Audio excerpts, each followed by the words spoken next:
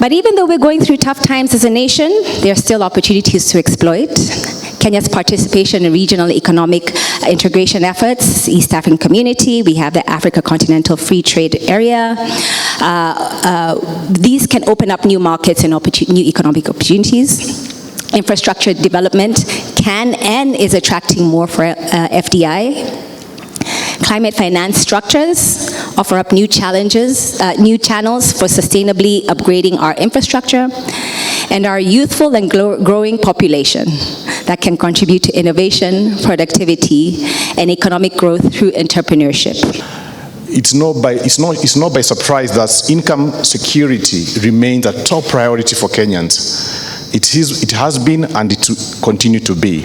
And this was properly tested during the COVID period.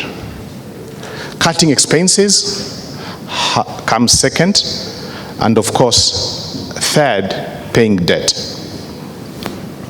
And it's a good thing when a country's people aims to be financially secure, deleverage, and pay for their debts. Because the financial services is highly patronized by, for example, lenders of all manner, from microfinance to formal banking, implying that the willingness to pay debt is good for financial stability of any country. But what is important for us, especially at Old Mutual, if you look at the last four top priorities, they really speak to what we stand for. Most importantly, enabling people to save and invest. And it's really imperative that 21% of Kenyans really prioritize emergency savings. 30% are looking for good returns, and the business I represent in asset management has that obligation at Old Mutual. But more importantly, the investments have to be secure. And as a financial services group, we do this by securing your assets through our various insurance facilities. But it tells you one thing in general: financial security is key and top priority for Kenyans. If I move ahead and speak about debt, I think what we talk about in the country currently is the debt from a government perspective. But debt as individuals is equally important, and this survey has really brought to fore how we access debt as Kenyans. It's by no surprise through mobile money. I mean, we are the pioneers and heroes and kings of mobile money globally, and by extension, we should and we are expected to access mobile credit. Secondly, of course, from banking services. But one strange thing for Kenya, and remains very strong, thirdly, 25% of Kenyans continue to access credit through chamas or informal and formalized groupings, either of colleagues, family, friends, etc. It's not all lost from the banking industry, because a quarter of Kenyans continue to access, just a fifth of Kenyans continue to access credit facilities from microfinanciers and other financial institutions in the lending business. But more importantly, a quarter of Kenyans, or 24%, access credit from family and friends. And that's a challenge to the lending industry to see why are family and friends good lenders, and how can that space be formalized. In general, 28% have a personal loan of any kind and nature. If I move ahead and speak more about debt and unpack the borrowing phenomena as highlighted by our Old Mutual Financial Services Monitor, loans are taken for business purposes as well as to manage unexpected expenses. This portends for us a huge opportunity and good news, especially when people borrow to start or to grow a business, implying money or capital is being sought to expand businesses. Of course, it's by no surprise Everyday expenses come strongly second as the reasons to borrow, including the need to meet emergencies. But one striking aspect of the borrowing phenomenon of Kenyans, as unpacked by the Old Mutual Financial Services Monitor, is that we also borrow to pay debt. Might find contradictory, but it's actually a good thing. First, we appreciate we have to live with some form of access to credit, and secondly, we understand how to exchange credit for any purpose, either restructured credit, cheaper credit, longer dated credit, etc.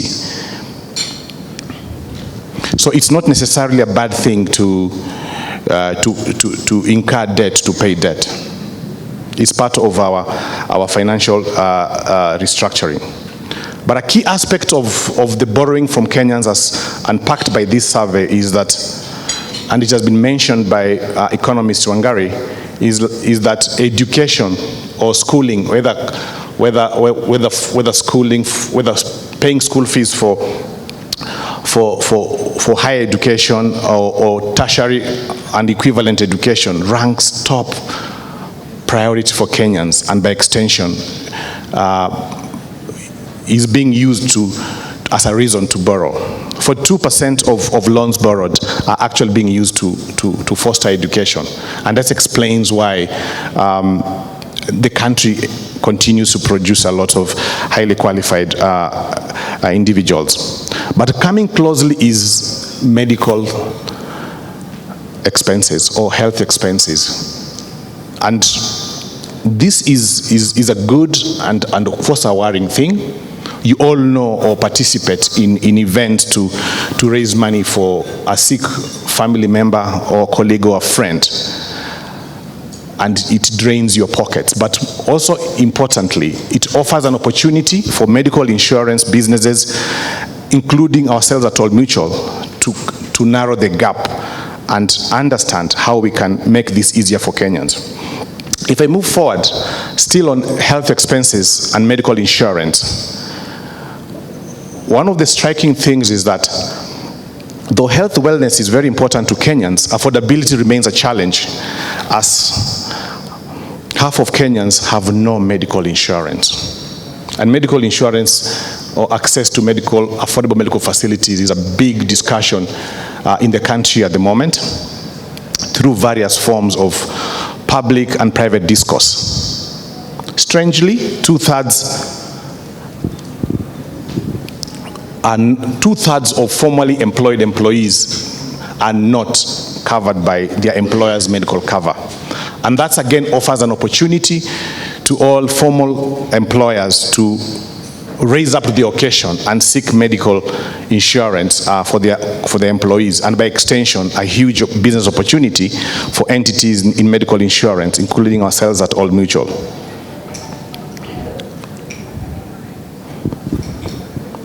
But what is more important from these results, especially in this slide, that 84% of citizens or Kenyans believe and continue to work towards being physically healthy, including mentally healthy. And that is a key requirement and a key ask for people in formal employment and by extension, formally employed and in business. Let me talk about savings and investments.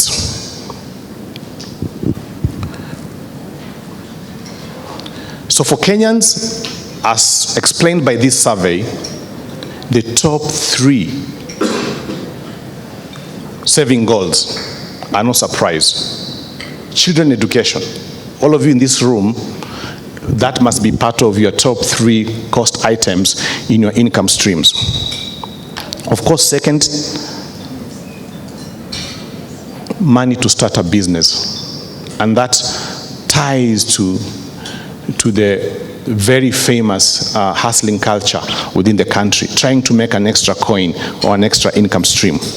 But more importantly, savings for emergence is a top 3 goal for Kenyans as depicted by this survey.